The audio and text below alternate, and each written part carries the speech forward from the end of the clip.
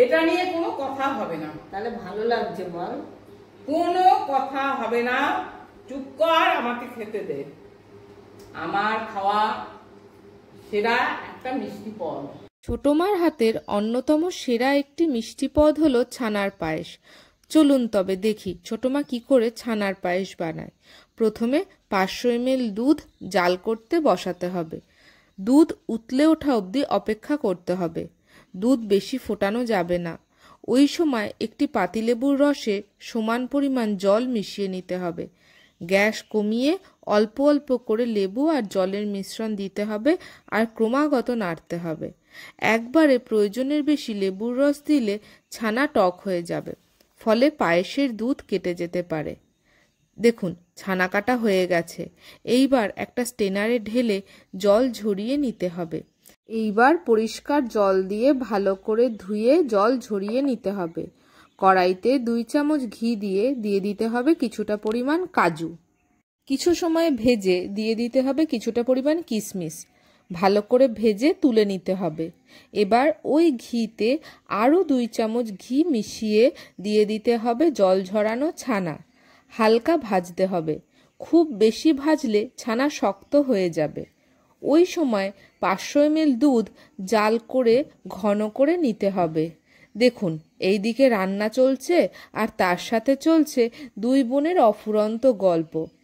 এবার ওই দুধ থেকে কিছুটা পরিমাণ দুধ তুলে নিয়ে তাতে সামান্য জাফরান দিয়ে ভিজিয়ে রাখতে হবে কিছুক্ষণ। ওইদিকে দুধ ঘন করা আর ছানা ভাজা 2 প্রস্তুত। এবার ভাজা ছানাতে 300 ml মতন দুধ দিয়ে ভালো করে মিশিয়ে ফুটতে দিতে হবে। পায়েস ফুটে উঠেছে, ওই সময় জাফরান মেশানো দুধ দিয়ে দিতে হবে। ভালো করে মিশিয়ে নিতে হবে। এবার এতে দিতে হবে ভেজে রাখা কাজু ও কিশমিশ। অল্প ফুটিয়ে দিয়ে দিতে হবে 2 চামচ চিনি। এবার 2-3 মিনিট ফুটিয়ে নিতে হবে। এবার দিয়ে দিতে হবে কনডেন্সড মিল্ক। ভালো করে মিশিয়ে ঘন করে নিতে হবে। পায়েস ঘন হয়ে তৈরি হয়ে আসলে গ্যাস বন্ধ করে 1/2 চামচ গোলাপ জল দিয়ে ভালো করে মিশিয়ে নিতে হবে। এবার একটা বাটিতে ঢেলে ঠান্ডা করে নিতে হবে। তারপর উপর থেকে আমন্ড কুচি ছড়িয়ে পরিবেশন করুন সুস্বাদু ছানার পায়েস।